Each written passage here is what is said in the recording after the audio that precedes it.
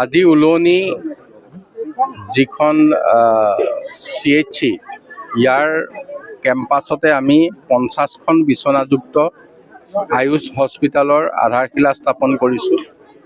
অহা 1.5 বছৰমানৰ ভিতৰত এইখন নিৰ্মাণ হ'ব আৰু কলিয়াবৰৰ স্বাস্থ্য খণ্ডত নতুনকৈ আয়ুৰ্বেদিক চিকিৎসাৰ এক সংযোজন হ'ব। ইয়াত 50 জনলৈকে ৰোগী থাকিব পাৰিব।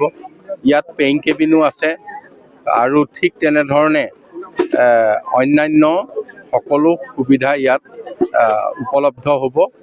গতিকে কলিয়াবৰৰ স্বাস্থ্য ক্ষেত্ৰত সেইটোৱেই নহয়, নগাঁও জিলাতেই এই এক প্ৰথম পদক্ষেপ যে ইয়াত এখন আয়ুষ হস্পিটাল 50খন বিচনাযুক্ত হ'ব।